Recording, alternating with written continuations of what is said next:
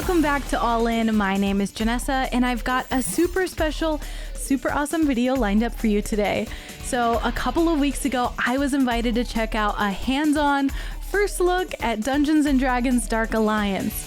I was able to play a full level of the game with the developers, ask them questions, and bring back some great info for you all. I played for about 45 minutes, but we don't have all day here in the video, so I'll be summarizing the experience while providing my first impressions and some highlights. But if you do want to check out my full gameplay, you can check out my video at youtube.com/podsofwar.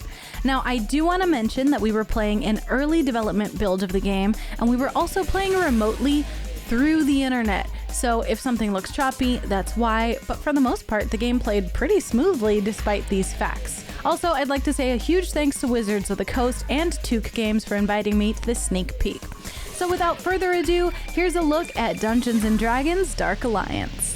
So we began in this hub area. This is your home base where you will start and end every mission.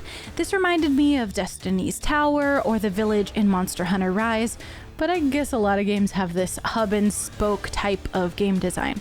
We first stopped by the merchant, where you can sell off old equipment, upgrade your armor, and buy and upgrade potions. There's also a loot chest.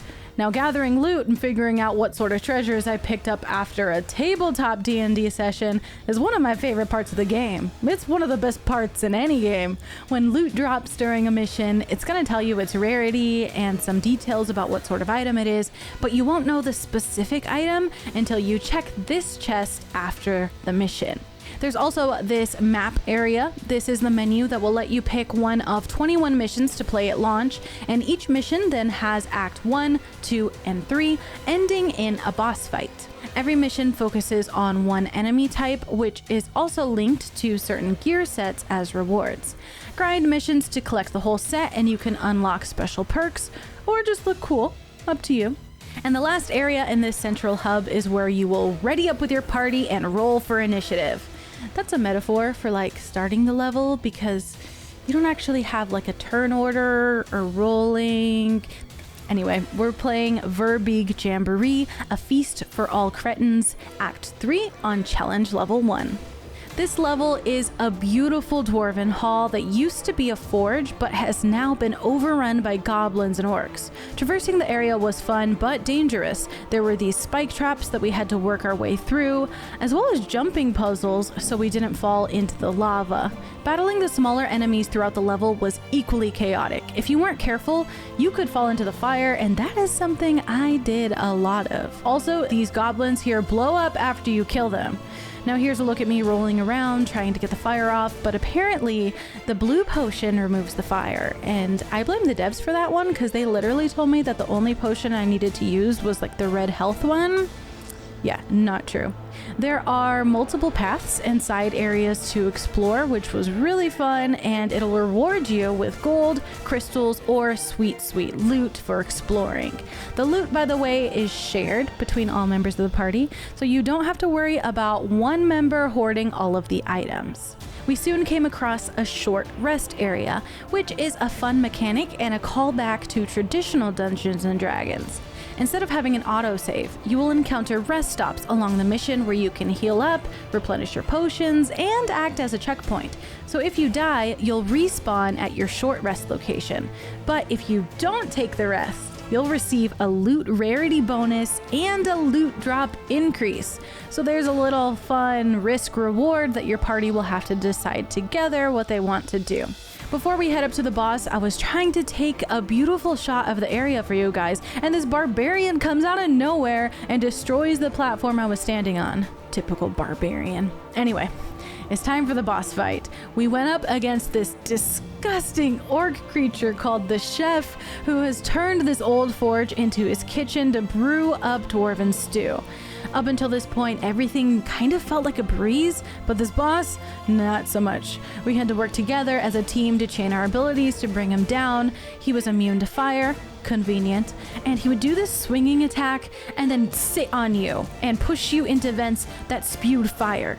In fact, this boss brought down everyone in our party except for me, and I had to run around trying to figure out what the revive button was so that I could bring back my teammates. After a bit of running around, I managed to save the whole party, which is fitting because I'm Drizzt and he's the best. Duh, he's like a rogue. I mean, what do you expect? Then we finally beat the boss and he wasn't too happy about that.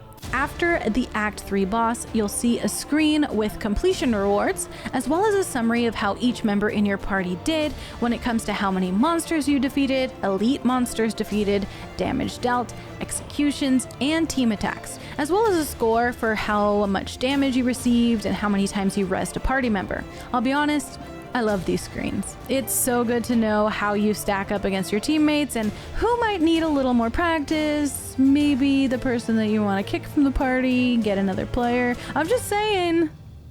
Maybe.